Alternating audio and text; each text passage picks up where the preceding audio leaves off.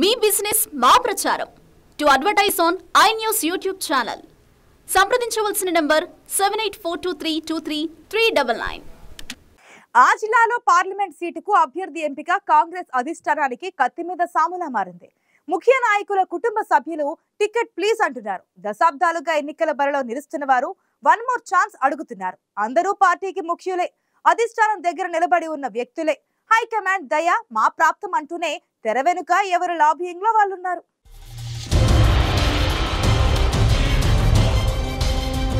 రాష్ట్రంలో నల్గొండ, భువనగిరి పార్లమెంటు స్థానాలతో పాటు ఖమ్మం సీటు రాజకీయంగా కాంగ్రెస్ పార్టీలో హీటెక్కిస్తోంది.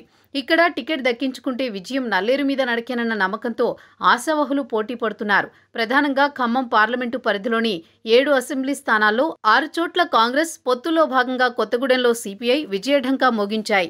అంతేకాకుండా కాంగ్రెస్, బీఆర్ఎస్ పార్టీలకు పోలైన ఓట్లను పరిశీలిస్తే భారీ వ్యత్యాసం ఉంది. ఈ విశ్లేషణతో కాంగ్రెస్ పార్టీలో ఆశావహులు ఖమ్మం పార్లమెంటు టికెట్ దక్కించుకునేందుకు సర్వశక్తులు ఒడ్డుతున్నారు.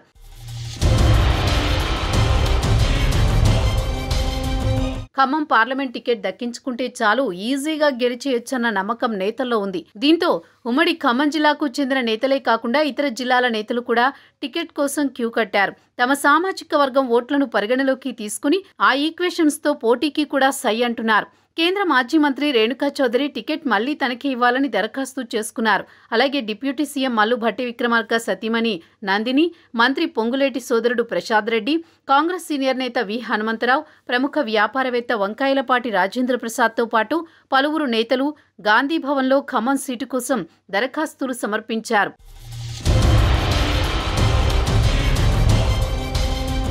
దరఖాస్తు చేసుకున్న నేతలందరిది ఒకటే మాట. సోనియా గాంధీ ఖమ్మం నుంచి పోటీ చేయకపోతే టికెట్ తమకివ్వాలన్న అభ్యర్థనతో ఏఐసీసీ ముఖ్య నేతలను ప్రసన్నం చేసుకునే పనిలో పడ్డారు.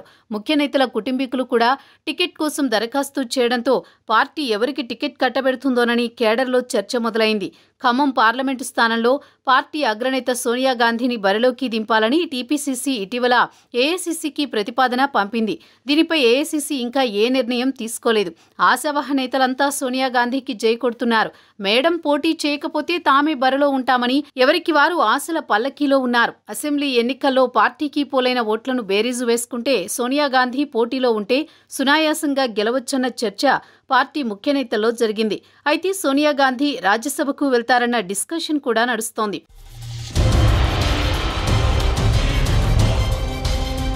ఖమ్మంలో సోనియా పోటీ చేస్తే తెలంగాణ కాంగ్రెస్ పెద్దలకు తలపోటు తగ్గినట్టే. కానీ ఆమె ఇక్కడి నుంచి పోటీ చేయకపోతే బరిలో దింపాల్సిన బలమైన నేత ఎవరన్నది ఆ పార్టీకి పెద్ద తలనొప్పిగా మారనుంది.